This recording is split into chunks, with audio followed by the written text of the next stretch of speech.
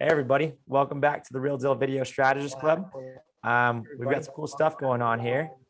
I'm hearing that feedback now, so I know what you're talking about, Rafael. I'm not sure where that's coming from, but we're gonna see if we can fix that audio here in just a second. But anyways, guys, I'm pretty excited because today we have somebody who I consider a good friend, but also somebody who I trust immensely. Out of all the business people that I know, there's not very many people that I trust more than I trust the guy that we're going to speak to today, Ben Randle. He is my financial advisor, and he handles all my money. He's the money man.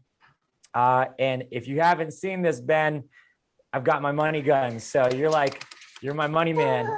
So guys, I'm pretty excited to bring Ben into our club. He handles all my investment stuff, my retirement stuff. And I trust him immensely to take care of that. And I'm excited to bring him in because it's going to help you guys out. This is a service that a lot of people just kind of overlook. And then we end up turning 45, 50 and realizing, hey, we don't have a plan set up for retirement. So Ben does that, all kinds of good stuff. So Ben, thanks for joining us, man. Thanks for joining our club and being here with us. How's it going?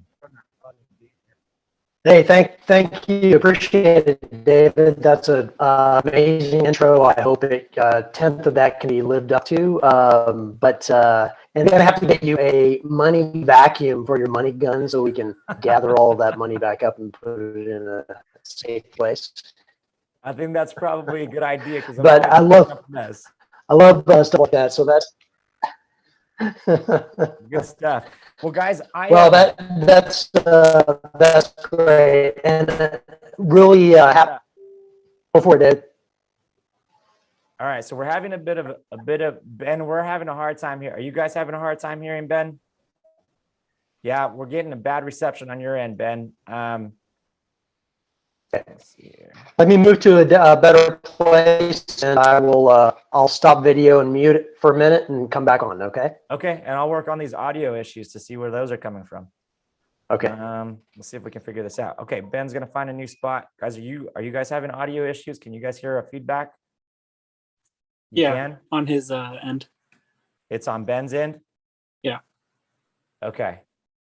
I wonder if it's his ear pods, maybe.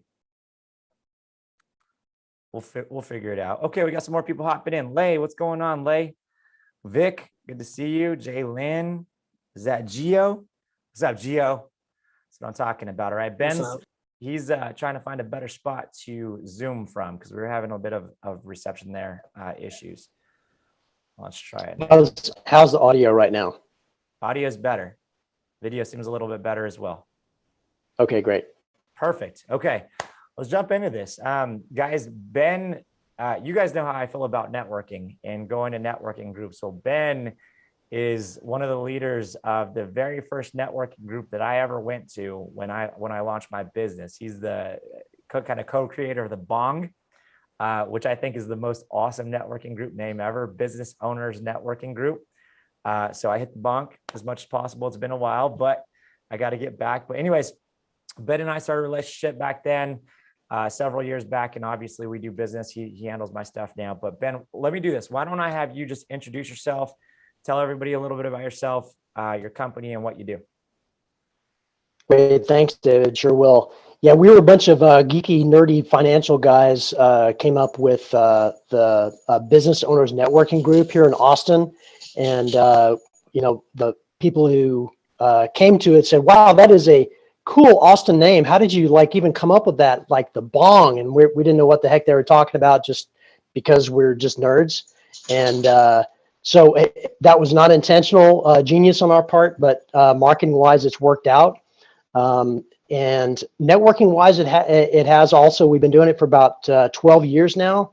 Our community is around 3,000 strong. We have meetings once a month. On the second Tuesday, it's always been free.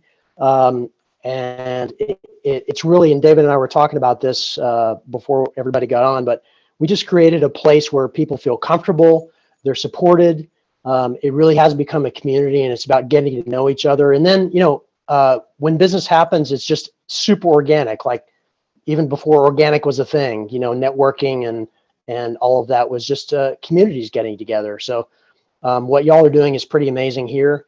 I I love what I do, and so you never feel like you're having a really jobby job when that's the case. And that came about because I had a previous profession that got me interested in finance, and also gave me a kind of a window into the fact that there are solutions for pretty much any problem that faces any of you all or anybody I know. But my my industry has done a really crappy job of getting the solutions out there for people. It's either been very expensive or hard to get. So I found a firm to work with that aligned with my values and wanting to help people. So we bring, and it sounds kind of cliche, but we really try to bring Wall Street to Main Street and make the solutions that actually work available to people. So the financial advising part is step one with anybody I talk to, and that's always free.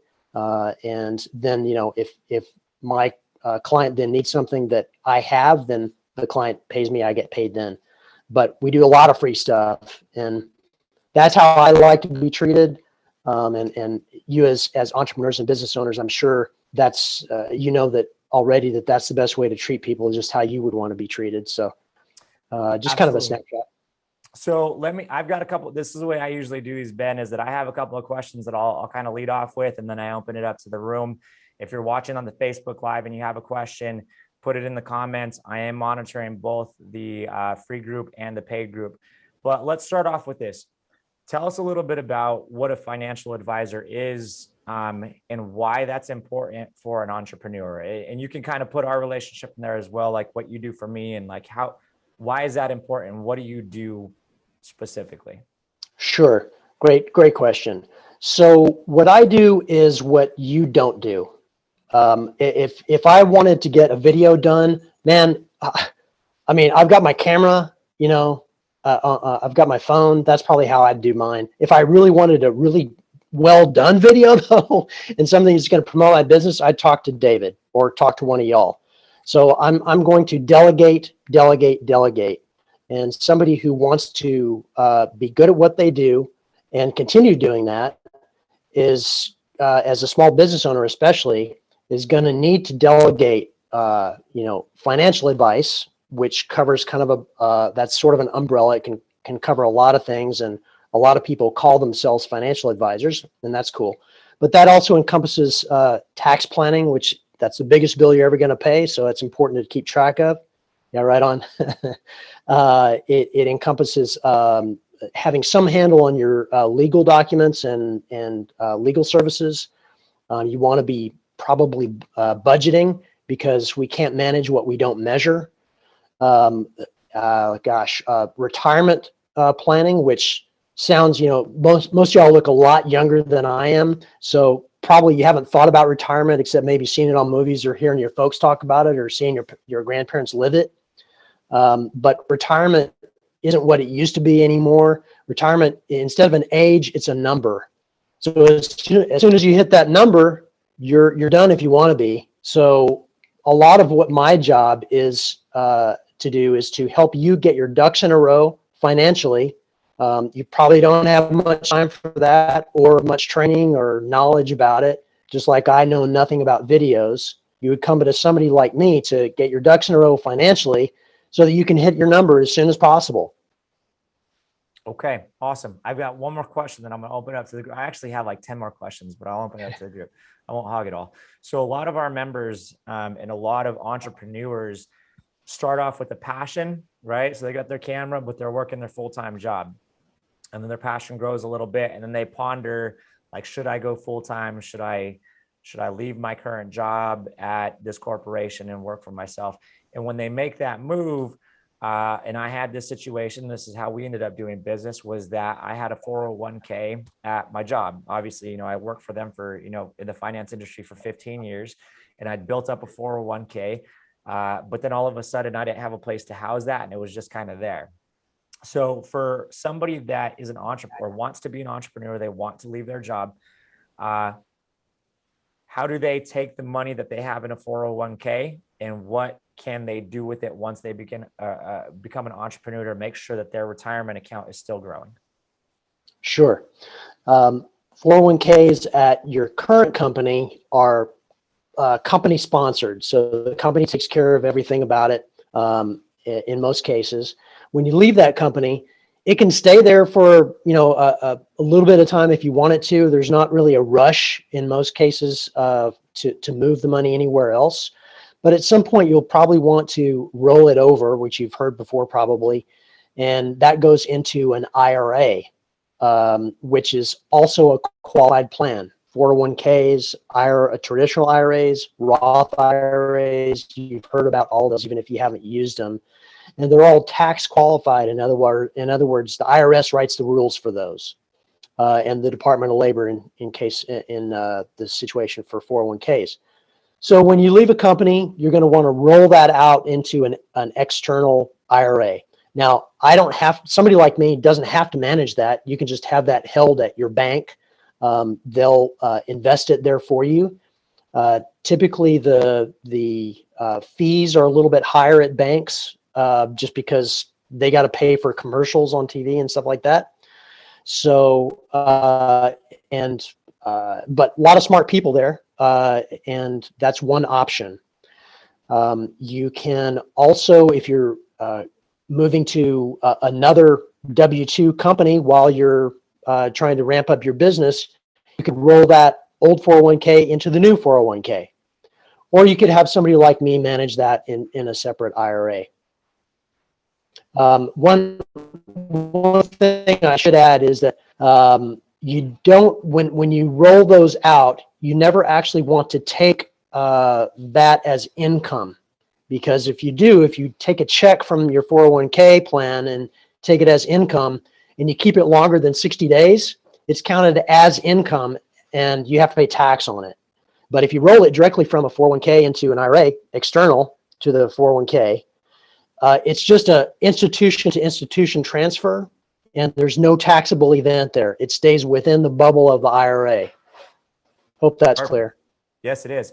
Guys, one of the things that I want to stress and the reason why it's important to have a professional to do this is because when I rolled my IRA or my 401k into my IRA, I could have done that by myself. I could have put that at the bank and it probably would have sat there. However, over the last, would you say 2 years, Ben, the market has been pretty volatile. It's just a roller coaster. And one of the things that Ben and his team do is make sure that my money is staying in when it needs to stay in, it's coming out when it needs to come out, and I'm not losing, I'm gaining. So that's just one of those things that comes with a professional as opposed to trying to do it yourself or have a bank do it, that they don't have people that are dedicated to making that happen. So we could talk about that in a little bit, Ben, but I do want to open it up to questions. Guys, what do you guys want to know about 401ks, IRAs, tax savings, life insurance, any of that stuff? What questions do you have? And if you're asking in the Facebook group, I'm going to go over there now and take a look. But anybody on the Zoom room have a question?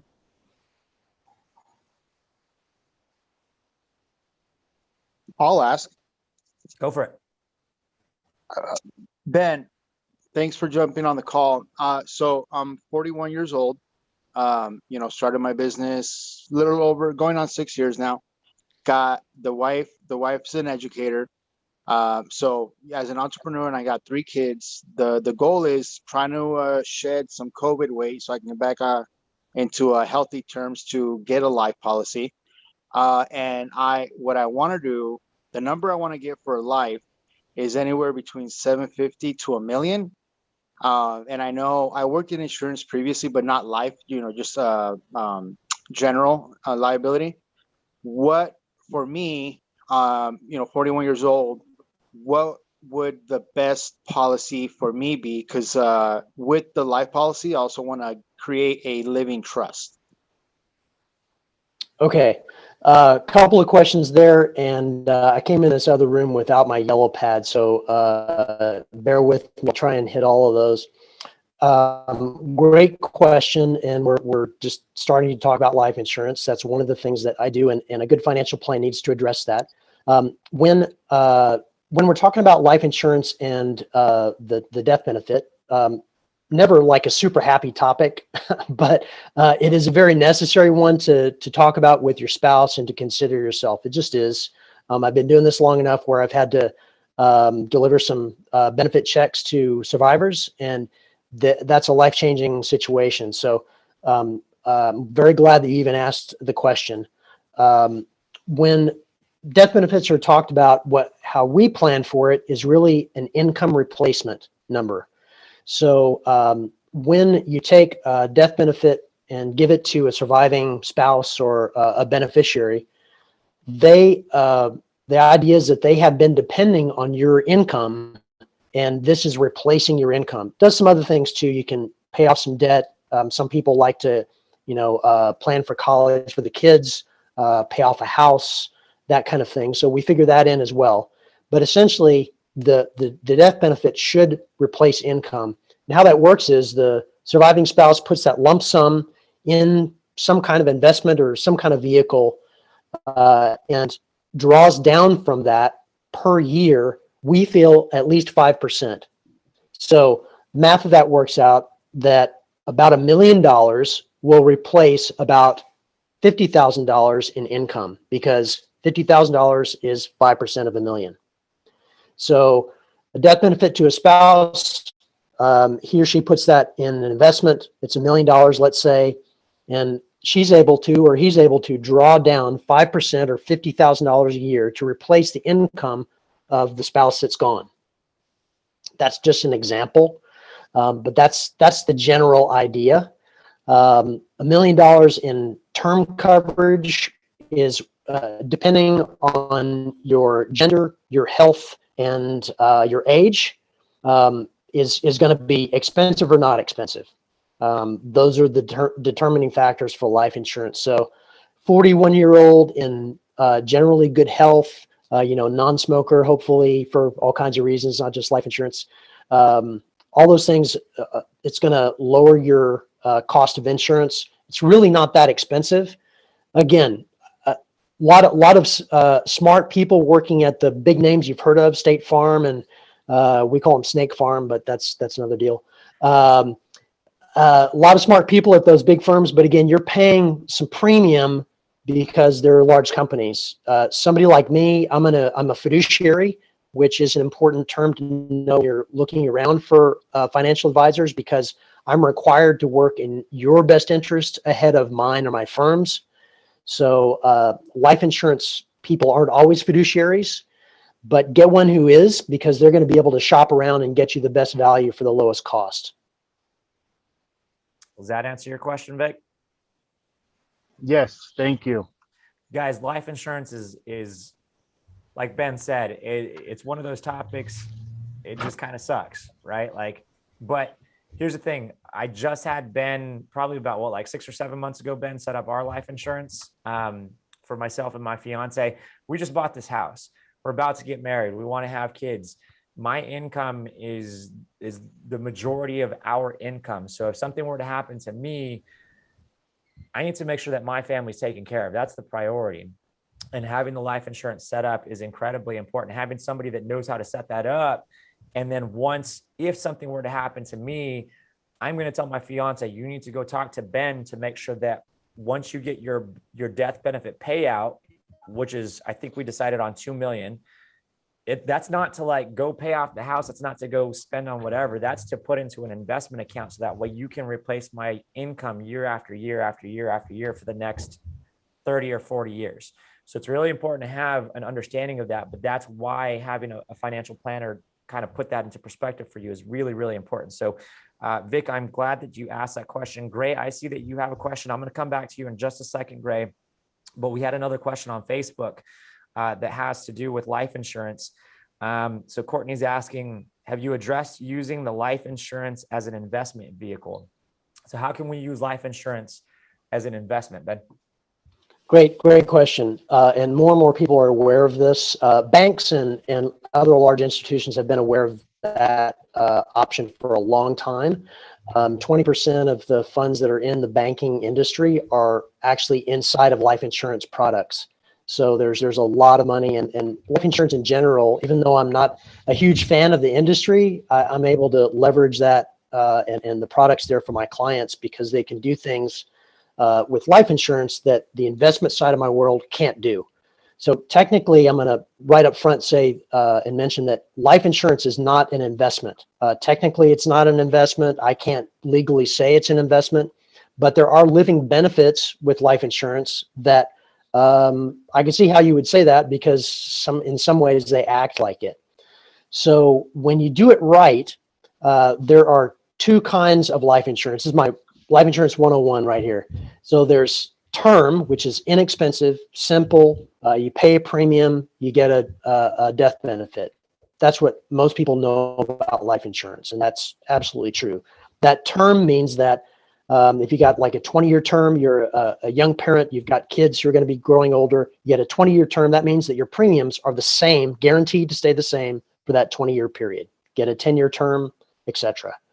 Now, you can also get permanent insurance instead of term. You can get permanent. Permanent has other bells and whistles. It's got living benefits. You're still paying premiums. You're still getting a death benefit. It's still a life insurance policy. But when it's done right, you can overfund, I'm doing air quotes here, overfund that life insurance policy so that you're paying the cost of insurance plus a little bit more in premium up to a limit that the IRS sets. And that extra can grow over time, okay? And the life insurance company is crediting a cash value inside of that life insurance according to some rules that they're going to have. So usually it follows some kind of an index like the S&P 500 or some other index. And when that index is positive, they will credit you some amount of money, again, according to their rules, and that's all set up and contractual. If it's done right, the money inside of that cash value can never go down. So you have no negative risk. And this is another big deal when you're talking about money in the future, you can take money out as income without any tax during your lifetime. So those are two things when you're talking about financial planning and money for the future and blah, blah, blah, retirement planning or planning for your business or college funding. When you're talking about no negative risk and you're talking about tax-free income, those are big deals. And I can't say either of those things when it comes to, in most cases, when it comes to investment. This is all life insurance. Good stuff. Great question, Sea-Legs. I appreciate you sending that in from the Facebook group. Awesome. Gray, go ahead. I see your hands up. Go ahead and unmute yourself. And what question you got? Hey, Ben, can you hear me? I can. Awesome. So I guess it's a great problem to have. I am terrified for taxes this year. And over the last year, I've had an opportunity to make like $130,000. And I've invested in my business roughly 80 to 85. But at this point in time, I can't justify anything else that isn't just frivolous equipment or any items I could write off this year. And I don't know what to do because I just got a check for $40,000 and I don't know how to get rid of it before the end of the year. This is good. This is a problem that I'm in, and that's a great problem to have, Gray. I'm excited to have that, dude. And I'm excited to hear that you have that. So Ben and I actually just had a call the other day about something. Maybe he'll talk about this. Maybe he's going to give us another option. But Ben, what do you think? Well, yeah, that is an awesome problem to have. I'm not, and disclaimer up front, I am not a tax person, not a tax representative, not a CA. We do work with taxes a lot and lowering tax liability just through planning. But my first item of business for you would be to get a CPA and make sure that you're holding on to money to be able to pay taxes.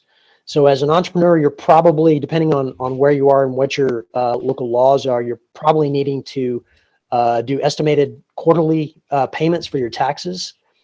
Do not, and I repeat, do not neglect that or ignore it or stick your head in the sand.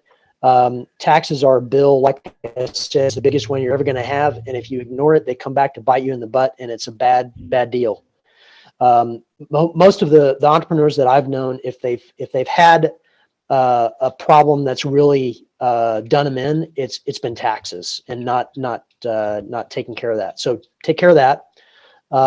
When above and beyond that amount, There are things that you can do. And I would say, on a list of priority, usually we put paying ourselves at the very bottom. We pay rent or mortgage, and we take care of our kids, of course, or ourselves, and food and utilities and all that. And if there's money left over, usually we pay ourselves or set some money aside.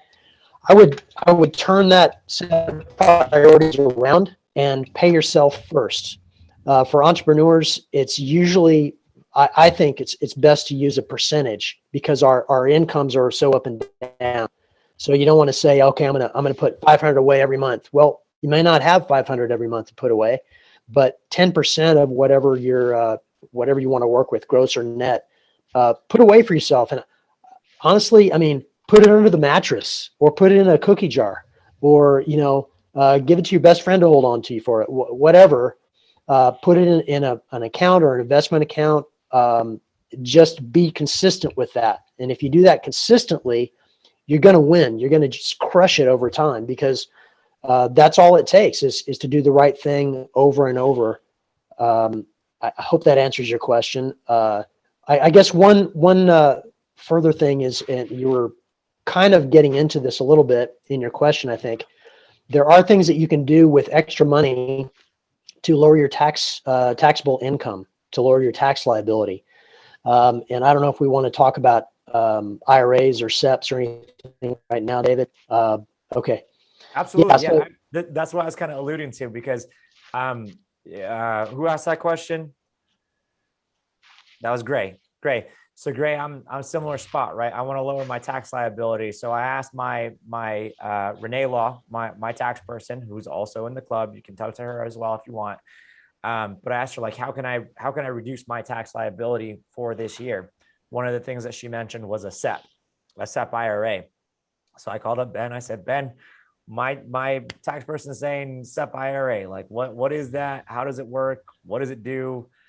And this is something that we're going to set up. In fact, Ben, we need to get the ball rolling on that. I'm all in for that. I'll give you some details on what Renee said. That way we know how much my maximum contribution can be to that. But can you explain what a SEP is? Yeah, I'll try and do that without everybody's eyes glazing over quickly. It's SEP basically is a qualified plan. We talked about those before, like IRAs, 401ks, that kind of thing. A SEP is SEP stands for Simplified Employee Pension, and it's built for 1 and 2 member companies, so small companies. All right, this is not built for lots of employees or big companies, because it enables you to put money inside of a qualified plan, and the limits are higher for a SEP than they are for other qualified plans. So for an IRA, Roth, the limits annually for those right now are $6,000. So it's not really all that much. I mean, you're going to lower your taxable income by that much. But if you have a lot of taxable income, you want to have, a lower tax liability than as low as possible. So the rule for SEP is the lesser of 25% of your annual income, or I believe it's $58,000 and change this year. So that's hugely larger amount that you can put into one of those things and lower your taxable income. There are other vehicles as well that you can use, but that's probably, if it fits your characteristics of your business and what you'd like to be doing, that can be a really good solution. You're on mute, David. Ben, real quick, can you repeat those numbers again? Lesser of 25% of your income, or? It's about 58,000, I believe. Great, and I'll tell you, a really good agnostic resource to go to for tax stuff is irs.gov.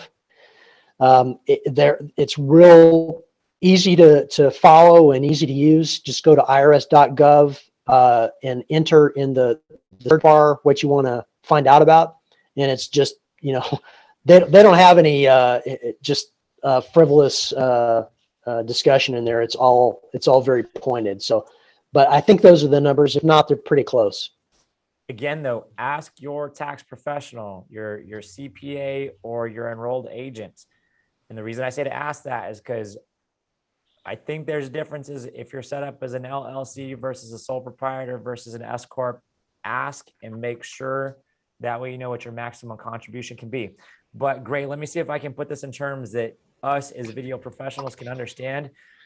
So you said there's not a lot that I can do with my money other than frivolous spending, right? I can go purchase gear, but gear is going to depreciate, right? Gear is only going to last so long and then it's not going to be worth anything. It's going to reduce your tax liability because you purchase gear and it's used for your business, but it's frivolous. Whereas if you put it in a SEP, right, you're still lowering your tax liability, and Ben, the SEP is very much like an IRA that's going to grow over time and that you can contribute to, correct? Yeah, if it's invested and managed, yeah, that's right. And I encourage frivolous spending, by the way. I'm not I don't live in a cave, and none of my clients do. They all live indoors for the most part, as far as I know.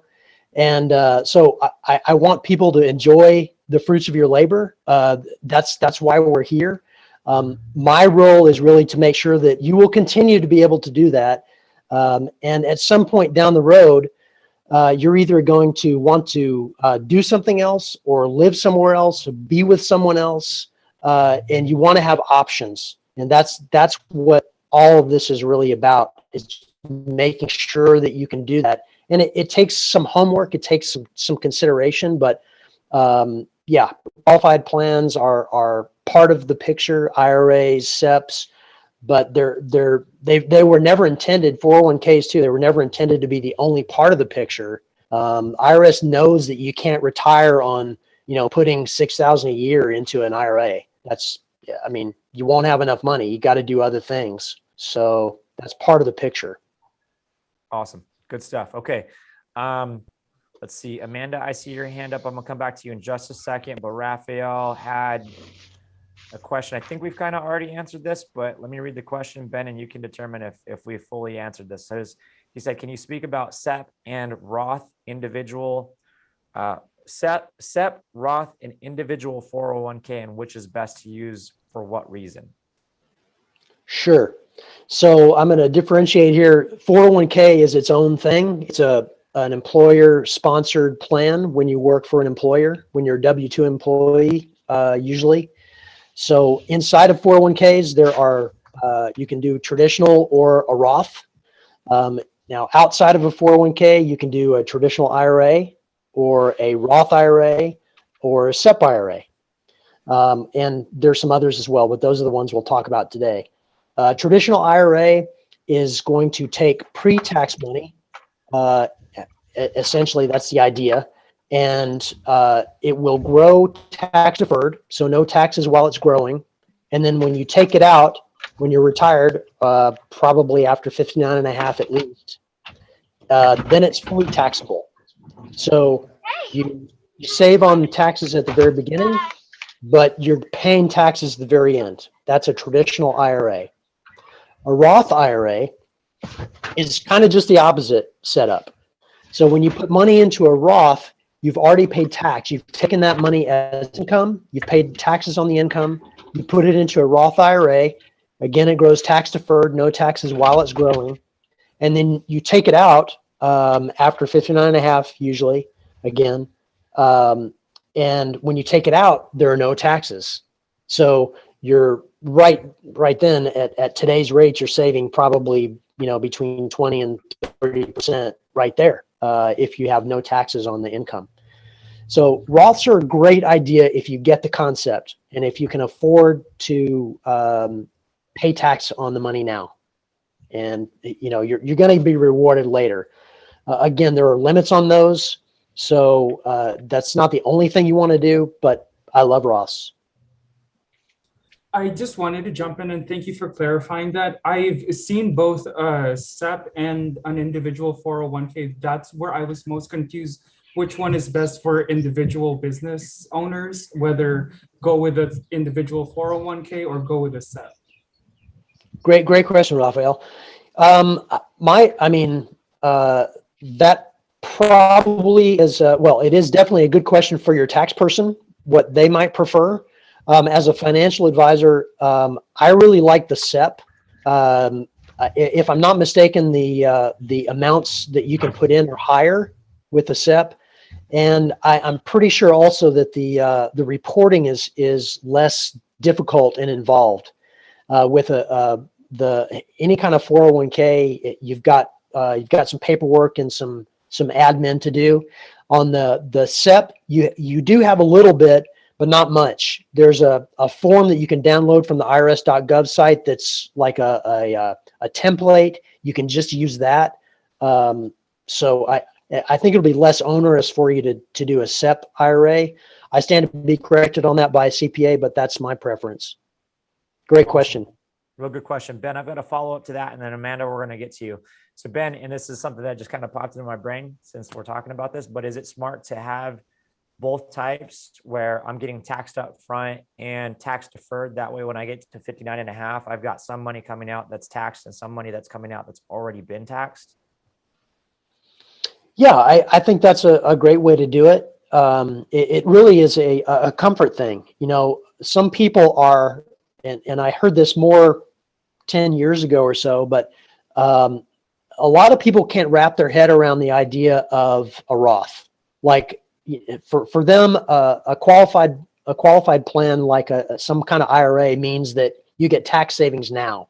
If you're putting in money, I'm saving on my taxes now, so I'm going to cram that thing as full as I can, so I can save taxes now. But if you get the idea of a Roth, and I think you and I talked about this, we use this analogy when we're doing public presentations. So think of yourself as a farmer.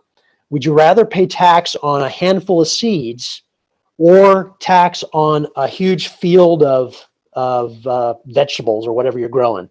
So most people would rather pay a small amount of tax on the seeds. Well, that's a Roth, because you're just paying tax now on a little bit, then you're letting it grow, and then when it's fully grown, you don't have to pay tax on it.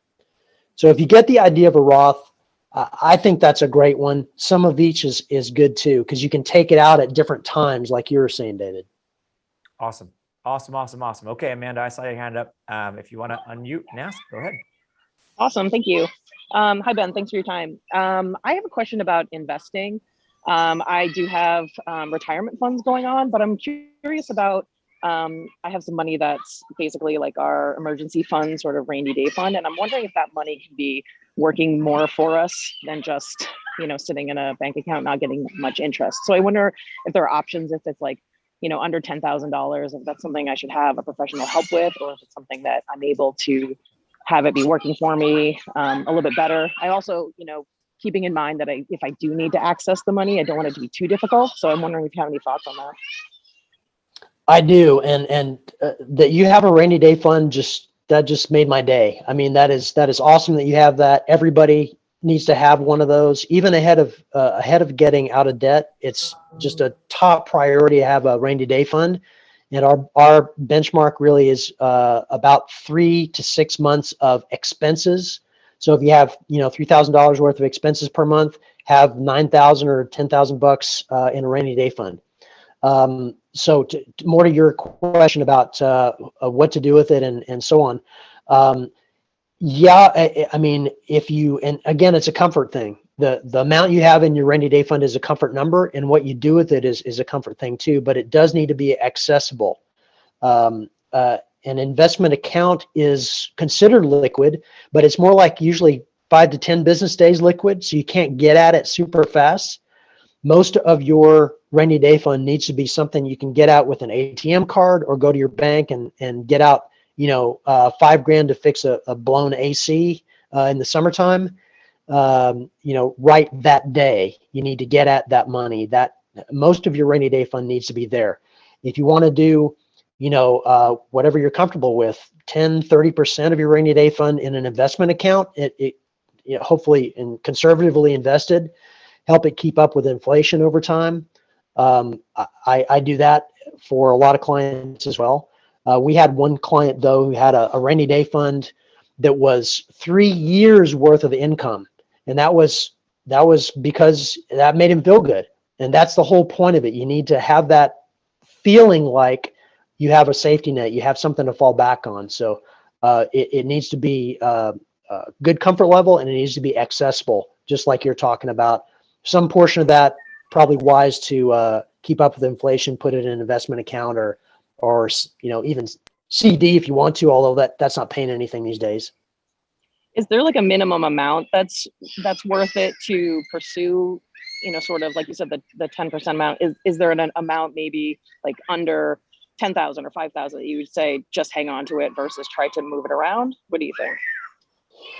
That varies so much by person and individual needs. So you want to have cash flow. As entrepreneurs, you all know about the importance of cash flow. You want to be sure that you've got cash to work with, because cash is king. And when you need it, you need it. So, if you came to me as a client, we'd go over everything holistically that you're having to work with, and your other resources that you have available and what your expenses are. And we'd come up with a good number. So it's very individual. Sorry to be so vague, but it's just so no, it's okay. Individual. Yeah, great question. Yeah. No, that helps me. It gives me a jumping off point, because I know sometimes just looking into investments can be really daunting. And so it made me wonder whether I should even jump into it, get some professional help with it. So that's helpful. Thank you. Yeah, and I think professional help would be good if that's something you need. A good starting place is a budget. So a surprising number of people do not work with a budget. I would do so if I were you. Treat your personal life like a business, and find out what your expenses are. If you're a spreadsheet person, use a spreadsheet. If you're an app person, there are a bunch of free apps out there. And just get going on a budget. And after a month or two, you know pretty much what your expenses are. Then you can prioritize. Good stuff. Great. Thank you very much. I appreciate it. Couple of things. You said cash is king. So the next time that I see Cash Matthews, I'm going to let him know that you're hyping him up a little bit. Cash Matthews, it obviously is they work together. Cash is out in Oklahoma. He's still in Oklahoma? He is. Good. Sad, but yes. I know I got to catch up with Cash at some point. But second thing, so Amanda's asking, should I hire a professional to be able to kind of do this stuff? Can you explain the importance of hiring a professional? And the reason that I'm asking this is because as COVID started to kind of take foothold and the market started doing this nonsense, I know that you called me up a couple of times and were giving me updates about what you guys and your team were doing with my money to make sure that I was not taking big losses. And at the end of at the end of COVID, or, as we kind of grew out of it, I'm coming out at a better place. Can you explain like that process for your team and what that entails? Sure. I think from day one, when I'm talking to a client professionally, there'll be a lot of getting to know you, and most of my business is through referrals, probably like y'all too. So I generally know the people that I'm working with as a client fairly thoroughly before we're professionally talking. But at the very beginning of our professional discussions, I'm going to set expectations. And one of the things I'm going to say is that what I do is not a science totally. It's also an art. And the only thing I know for sure is that everything is unsure in the market. It's going to go up, it's going to go down, and it's going to go sideways. So as a professional, I'm going to make a very educated and thoroughly researched estimate about what should be happening inside of a client's portfolio. We're going to, and any professional that is regulated for sure, but any professional who knows what they're doing is going to ask some risk tolerance questions right up front. So there will be a questionnaire that, and they're kind of, some of the questions are kind of silly, but they're like, okay, if the market tanks 10%, how are you going to feel? Well, everybody's going to feel like throwing up. That's what's going to happen. But you have to give some sort of indication about how freaked out you'd be if that happened. And what if it tanked 20%? How freaked out would you be? Would you be fine with letting it ride? That with the promise of some gain, there's some risk. What's your timeline? Are you looking at 30 years out? Or are you looking at 5 years out? All of those things change how your money would be invested. And we have to stick by that legally. We have to abide by a risk tolerance questionnaire, and that's revisited at least annually for all of our clients, and that has to happen for compliance. And I'm going to be calling people when things get tough and in the market, just to let them know what's going on. And I'm going to be calling them in good times too. And there've been a lot of good times lately. So those have been easy conversations, but they're not always easy. Well, I mean, the times that you've called me, I'm wondering, how's my money looking? And Ben's always, it's greener than ever. So that's always a good thing. Especially with that gun you had earlier. That's pretty impressive. I still got it. So I just made a mess again. Dang it. Okay. Let's do this before I forget. So guys, everybody that's inside the paid program, the Real Deal Video Strategist Club, if you want to ask questions of Ben, he is in our Facebook group. You can ask questions. If you think that you need a financial planner, somebody that's going to help you out with this stuff, and you want to hire Ben, Ben is able to help. Correct me if I'm wrong here, Ben, and pretty much anybody in the United States, correct? Right. Okay. So if you're in the United States and you want to hire a financial planner, you need somebody that's kind of vetted and trusted. I completely trust Ben. Like I said earlier, there's not too many business people that I trust as much as I trust Ben, and he's killing it for me. So Ben, where can people reach you if they're like, you know what, I need to get on top of this stuff with my life insurance, my investments, my SEP IRA? How can they get a hold of you? Sure. And just as a reminder, financial planning for me and my firm is free. There is no charge for that. There's no obligation or any BS like that. We just want to get good plans in people's hands, and then go forward if you want to. If not, at least you have some kind of blueprint. So I can be reached via email, B as in boy, RANDLE. That's my name, B Randle, at Solomon Way, SOLOMONWAY.com. I just put that in the chat, guys. Thank you. Yep. Okay. And yeah, and Facebook, of course. Let me give you well, why don't we start with that? And if we correspond via email, that'll help me keep track of who's asking what, and that'll have my contact info and in my return email anyway. Perfect. Guys, Ben does the financial plan for free, and then you can decide if you want to move forward with it and actually execute that plan. Do yourself a favor, take him up on that, see what's available to you, see how it's going to benefit you, see where your holes are that you need to plug up and get squared away. You'd rather have that plan, just so you know. We always talk about having a plan, having a strategy, right? That's what we do as video strategists for our clients. This is what Ben does for me. Highly, highly recommend that you take him up on that offer to do a free plan for you, okay? Couple more questions. Dom, go ahead. So when you say these things need to be managed, are they not going into index funds? Are you guys like picking specific things to invest in, or how does that work? Yeah, great question, Dom. So what happens is the money is, and I do use index funds a lot just because the cost net to the investor is lower.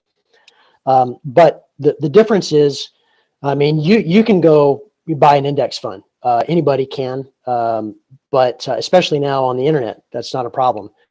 What we do is watch those, and you pay us to be able to watch those 24/7. And when the market goes down or looks like it's going to go down precipitously and fall off a cliff, we're able to move your funds out of the market without cost to you because of the volume of work that we do. We're able to use institutional class shares, which is those aren't available to retail investors like you and me, just on the internet. So that's called active management. And like I mentioned before, bringing Wall Street to Main Street, those used to be, active managers used to be just available to people who had a minimum of $1 million to $5 million investable assets. And we found some managers out of Atlanta called Howard Capital Management who let us work with people for $1,000 minimum. So our investment accounts now are $1,000. They used to be $1, and we brag about it. Our investment managers made us up it to $1,000.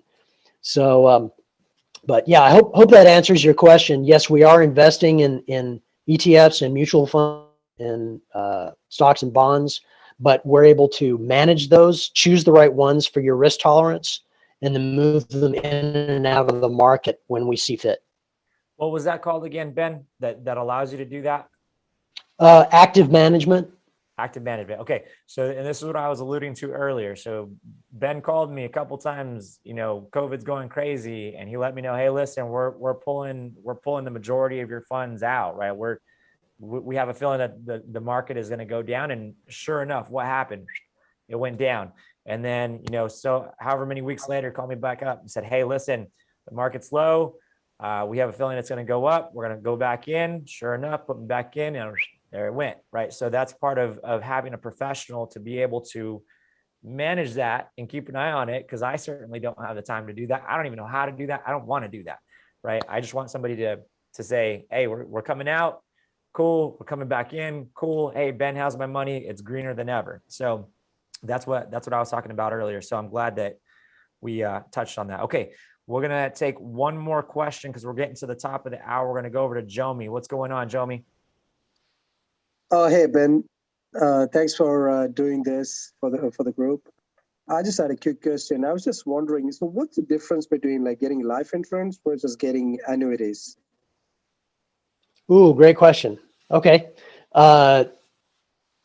Real easy. So life insurance and annuities are both put out by life insurance companies. So it's a very similar, however, reverse order of design.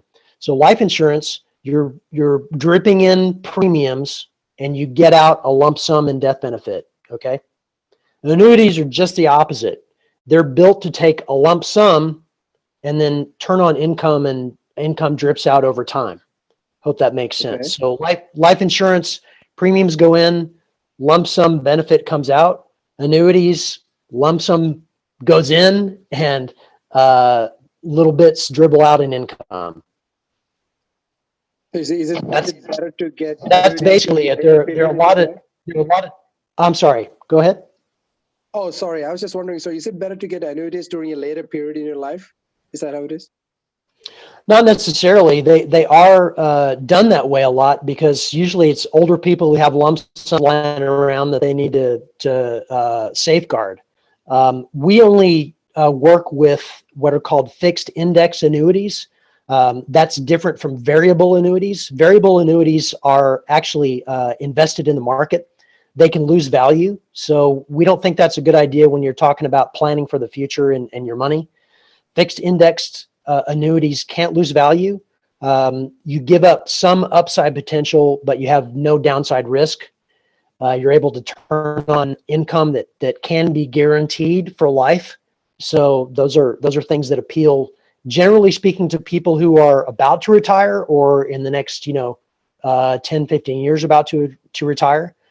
There are things called SPIAs, single premium immediate annuities, where somebody works for 30 years in a company. They have a 401k. It's got $1 million or so. They want to retire. They take the money out of that. It rolls into a single premium immediate annuity. Then they are able to turn on income. It will never lose value. They're guaranteed that income for life. It's like building a pension for yourself. So a lot of older people get that. But in further answering your question, younger people can buy annuities. There's I think 18 is usually the minimum age on annuities. And sometimes parents buy them for their children, for instance. So they'll put a lump sum in there. Sometimes they're inside of trusts. So that can be at any age. But the money inside of annuities grows tax deferred. Even if they're not an IRA, it grows tax deferred. So that's something that is appealing over a long period of time, because it just gets compounded instead of taxes coming out. Good stuff. Thank you. Okay, we got one more question on Facebook, but before we do, use a little hand raising emoji if you want to set up a meeting with Ben to set up a plan. That way you guys can get connected. And I'm going to use a little hand emoji. There you go. Okay, so Raphael, if anybody else wants to connect with Ben, by all means, hit him up, get that plan in place. That way, at least you know what it looks like so you can start to make the decisions if you want to do that. Last question from Facebook is, do you think it's wise to use a combination of real active managers as well as automated ones such as Wealthfront? Good question. We get this a lot now because there's so much automation happening, and you know what's better or not better. Yeah, and that's a comfort thing too. I, of course, as an advisor, I got into this because I feel like it's important to talk to somebody, to know somebody that you're working with. And I mean, it's like dating, and I mean, that's old school. I'm married. I have never used a dating app in my life, and I would be scared to death to do that. I don't know about anybody else, but man, that just scares the crap out of me. So it kind of translates into using advisors or robo advisors for me. I want to be able to actually go in and talk to somebody, get the feel for, you know, if I trust them or not, because that's my money in the future. If you're doing something that's more automated, that still leaves a lot of onus on the management to you. So that's not really much of a time saver other than the administrative part of it, which, yeah, there's some time savings on that. A lot of it's fun. I encourage my clients to, you know, if they're interested in doing some stocks online or doing whatever, just invest what you can afford to lose and, you know, keep it interesting. They're going to, I'm telling you, if you do a little bit on your own and have a little skin in the game, you are paying much more attention to me and what I'm talking about and following what's going on. And that makes my job easier. So I appreciate it when folks do a little bit on the side themselves. Good stuff. Good stuff. Okay, guys, lots and lots of good questions. Like I said, this is stuff that us as entrepreneurs, especially creative entrepreneurs, sometimes we just don't think about this. And if you don't have a financial plan for your money, for your retirement, for the protection of your family, like if you don't have that in place, the consequences could be disastrous. They really could be. So I'd hate to see you guys doing all the hard work to grow your business, to be awesome video strategists, to land all these giant deals, and then not have a plan to do with that money. So again, Ben is now a member, full-fledged member of the Real Deal Video Strategist Club. So if you want to work with him, if you have questions, by all means, ask him, take him up on that free tax plan situation. I promise you it is going to be worth it. I trust him immensely. So Ben, thanks, man. Thanks for being here. Thank you so much for answering all the questions. We really appreciate your insight and your expertise. Really appreciate being here, David. Thank you. Looking forward to meeting with anybody who wants to. Awesome. Okay, guys, that's it for the evening. Thanks, Ben. Tomorrow, am I on mute? No, I'm not on mute. Tomorrow, remember, we're doing a strategist happy hour. So I'm going to live stream from the little bar that I have here in the house. And I just want to connect with you guys. I want to get to know you guys a little bit better. It's interesting that when we started the club, we started with 30 members and I knew everybody so well. I knew everybody's names. And now as the club has just grown and grown and grown and grown, I haven't had a chance to connect with all of you guys. So tomorrow, grab yourself a beer, a little cocktail, join me for a live stream and we'll get to know each other a little bit better. But again, Ben, thanks, Ben. Everybody off of mute and give Ben a round of applause for coming in and giving us some great advice.